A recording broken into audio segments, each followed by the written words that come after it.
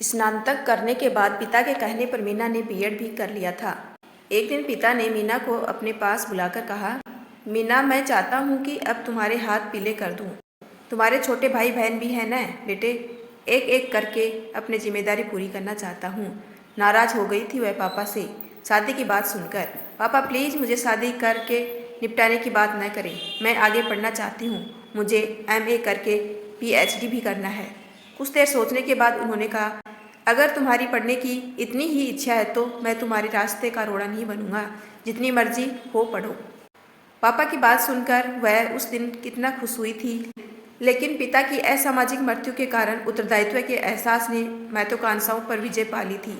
मीना ने 20 साल की छोटी उम्र में ही घर की जिम्मेदारी अपने कंधों पर उठा ली थी। 7 साल बाद जब 2 बड़े भाई और बहन ने अपनी पढ़ाई पूरी कर ली तो उन्होंने कहा था, जीजी आपने हमारे लिए बहुत किया है, अब हमें घर संभालने दीजिए। जिम्मेदारियों के कंधे बदलते ही मीना ने सोच लिया कि वह अब ब्याह करके अपना घर बसा लेगी। 3 साल बाद 30 वर्षीय मीना की शादी 35 वर्षीय सुशांत से हो गई। शादी के 2 वर्ष बाद जब मीना ने पुत्री को जन्म दिया तो वह खुशी से फूली नहीं समाई। मीना की सास ने बच्ची का स्वागत करते हुए कहा, इस बार लक्ष्मी आई है, ठीक है, पोते का मुँह कब दिखा रही हो बेटी नीता। अभी 2 साल की भी नहीं हुई थी कि घर के बुजुर्गों ने मीना पर बेटे के लिए दबाव डालना शुरू कर दिया। जल्द ही मीना गर्भवती हुई और समय पूरा होने पर उसने फिर बेटी को जन्म दिया। दूसरी बेटी मीता के जन्म पर सबके लटके हुए चेहरों को देखकर मीना ने सुशांत से कहा, सुशांत हमारी इस बेटी का भी जोर शोर से स्वागत होना चाहिए। बेटियां बेटों से किसी तरह भी कम नहीं है। किसी पूर्वाग्रह से ग्रसित होने के बजाय हम बेटियों को ऊंची से ऊंची शिक्षा देंगे, फिर देखिए कल आप उन पर गर्व करेंगे। ठीक है मीना, तुम इतनी भावुक मत बनो, यह मेरी भी तो बेटी है, जैसा तुम चाहती हो वैसा ही होगा।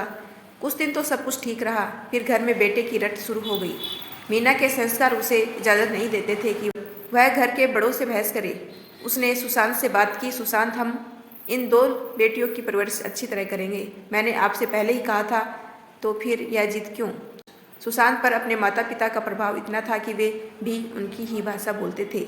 वे मीना को समझाने लगे, मीना हमें एक बेटे की बहुत चाह है, कल को ये बेटियां ब्याह करके अपने अपने घरों को चली जाएगी तो हमारी देखभाल के लिए बेटे का ही साथ रहेगा ना।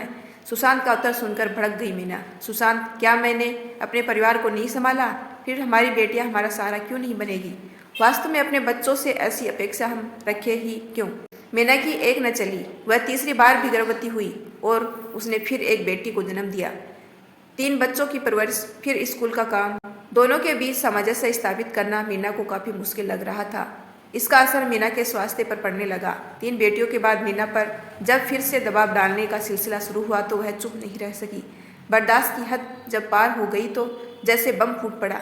मीना चीख उठी, मैं कोई बच्चा पैदा करने की मशीन हूँ, मेरी उम्र 40 पार कर चुकी है, ऐसे में एक बच्चा पैदा करने का मेरा स्वास्थ्य पर क्या असर होगा, सोचा है आपने। बस बहुत हो गया, मुझ पर दबाव डालना बंद कीजिए। मीना की सास अवाक खड़ी बहू का मुंह देखती रह गई।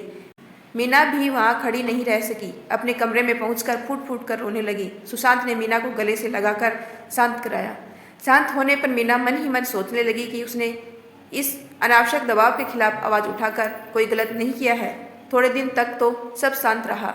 एक दिन सुशांत ने मीना से कहा, मीना क्यों न हम एक अंतिम कोशिश कर लेते हैं, अब की बात चाहे लड़का हो या लड़की, मैं तुमसे वादा करता हूँ फिर कभी इस बारे में कुछ नहीं कहूँगा, प्लीज़ मान जाओ। कोमल स्वभाव की मीना पति की बातों में आ गई। इस बार जब वह गर्भवती हुई तो 3 बच्चों की परवरिश ऊपर से बढ़ती उम्र उसके स्वास्थ्य पर हावी होने लगी। मीना को हार कर लंबी छुट्टी लेनी पड़ी जो वेतन रही थी। समय पूरा होने पर मीना ने एक बेटे को जन्म दिया। अपनी मनोकामना पूरी होते देख सबके चेहरों पर खुशी देखते बनती थी। उनकी ये खुशी क्षणभंगुर साबित हुई। बच्चे को अचानक सांस लेने में तकलीफ होने लगी, उसे ऑक्सीजन दी जाने लगी। डॉक्टरों ने बताया बच्चे के शरीर में ऑक्सीजन की कमी होने की वजह से मस्तिष्क को सही समय पर ऑक्सीजन नहीं मिल पाई, इसलिए उसने दोनों हाथों और पैर विकृत हो गए हैं। ऐसा शायद गर्भावस्था के दौरान मीना की बढ़ती उम्र और कमजोरी के कारण हुआ था। इसके बाद पैसा पानी की तरह बहाने के बावजूद मीना का बेटा अरुण स्वस्थ नहीं हो पाया था। वह जिंदगी भर के लिए अपाहिज बन गया। मीना और सुशांत पर जैसे दुखों का पहाड़ टूट पड़ा था। पहले तो सुशांत बेटा चाहते थे जो उनके बुढ़ापे की लाठी बने, अब उन्हें यह चिंता सताने लगी कि उनके बाद उनके बेटे की देखभाल कौन करेगा। करीब 1 साल तक छुट्टी लेने के बाद मीना फिर से स्कूल जाने लगी। पहले वाली मीना और इस मीना में जमीन आसमान का अंतर था। पहले कितनी सुगड़ रहा करती थी मीना, अब तो कपड़े भी अस्त व्यस्त रहा करते थे। दिन रात की चिंता ने उसे समय से पहले ही बूढ़ा बना दिया था। बच्चियां माँ को सांत्वना देती, माँ आप पहले की तरह हंसती बोलती क्यों नहीं हैं? भाई की देखभाल हम सब मिलकर करेंगे, आप चिंता मत कीजिए। बच्चियों की बातें सुनकर मीना उन्हें गले लगा लेती, अपने आप को बदलने की कोशिश भी करती, पर फिर वहीं डाक के 3 पात वास्तव में बच्चियों की बातों से मीना आत्मग्लानि से भर जाती थी।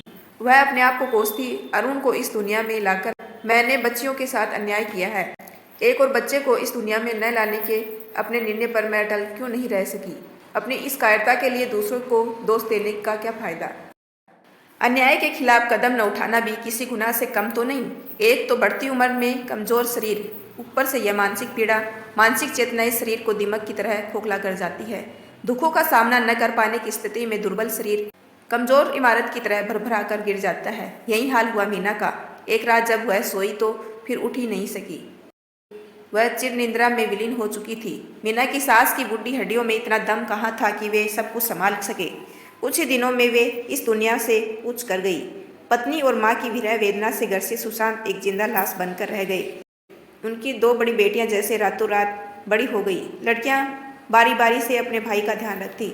दोनों बड़ी बहनें भाई की दैनिक जरूरतों, खाने पीने का ध्यान रखती। नीना ने अपनी सबसे छोटी बहन प्रिया को हिदायत दे रखी थी कि वह अरुण के पास बैठकर पढ़ाई करे, कहानी की पुस्तकें जोर से पढ़े ताकि अरुण भी उनका मजा ले सके। लड़कियां बारी बारी से अपने भाई को पढ़ाती भी थी, पर वह अपने विकृत हाथों की वजह से कुछ लिख नहीं पाता था। उसके हाथों के मुकाबले उसके पांव कम विकृत थे। लड़कियों ने महसूस किया कि अरुण के पैरों की अंगुलियों के बीच पेंसिल फंसा देने पर वह लिखने लगा था।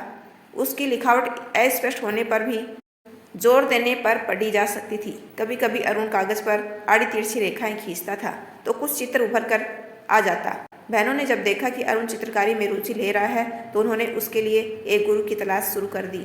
इसके लिए उन्हें कहीं दूर नहीं जाना पड़ा। घर बैठे ही इंटरनेट में उन्हें एक ऐसा गुरु मिल गया जो अपने हाथों से असक्षम बच्चों को पैरों की मदद से चित्रकारी कराना सिखाता था। अरुण बहुत मन लगाकर सीखता था। देखते ही देखते वह इस कला में माहिर हो गया। एक दिन ऐसा भी आया जब वह बहनों ने अरुण के चित्रों की प्रदर्शनी लगाई। प्रदर्शनी काफ़ी कामयाब रही। अरुण के चित्रों को बहुत सराहा गया। चित्रों की अच्छी बिक्री हुई और बहुत ही ऑर्डर भी मिले। फिर अरुण ने पीछे मुड़कर नहीं देखा। बहनों ने अरुण का नाम विकलांगों की श्रेणी में Guinness book of world record में भी दर्ज करा दिया। इस विदेशी संस्था जो विकलांगों की मदद करती थी ने इसे देखा और इस तरह अरुण के पास विदेशों से ग्रीटिंग कार्ड डिजाइन करने के ऑर्डर आने लगे। अरुण अब डॉलर में कमाने लगा। सुशांत अब काफ़ी संभल चुके थे। वक्त घावों को भर ही देता है। एक एक करके उन्होंने अपनी 2 बेटियों की शादियां कर दी। छोटी अभी पढ़ रही थी। अरुण अब बड़ा हो गया था, इसलिए उसकी देखभाल में दिक्कतें आने लगी थी। ऐसे लगा जैसे प्रकृति ने उनकी सुन ली थी। मीता इस बार जब मायके आई तो अपने साथ असीम को लेकर आई, जो बेहद ईमानदार और कर्तव्यनिष्ठ था। असीम पढ़ा लिखा था पर बेरोजगार था। वह मीता के पति के पास नौकरी की तलाश में आया था। अरुण असीम की मोटी रकम पगार के तौर पर देने लगा। असीम जैसा साथी पाकर अरुण बेहद खुश था। आज टीवी वाले घर पर आए हुए थे। वे अरुण का इंटरव्यू लेना चाहते थे। कैमरा अरुण की तरफ घुमाकर कार्यक्रम के प्रस्तुतकर्ता ने अरुण का परिचय देने के बाद कहा, अरुण से हमें प्रेरणा लेनी चाहिए। हाथ पैर सही सलामत रहने पर भी लोग अपनी असमर्थता का रोना रोते रहते हैं। अपने पैरों की अंगुलियों की सहायता से अरुण जिस तरह जानदार चित्र बनाता है वैसा शायद हम हाथ से भी नहीं बना सकते। अरुण ने यह साबित कर दिया है।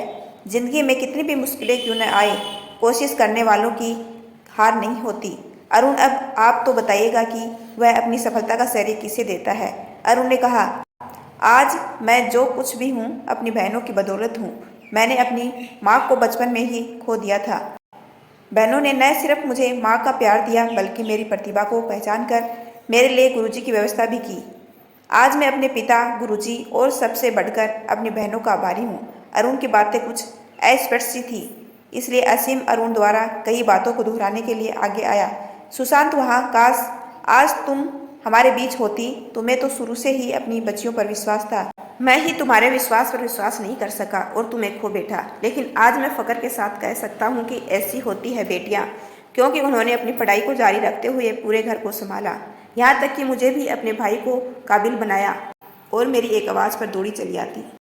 यदि आपको मेरा छोटा सा प्रयास अच्छा लगा हो तो चैनल को लाइक शेयर और सब्सक्राइब कीजिए। आपका अपना कीमती समय देने के लिए दिल से धन्यवाद।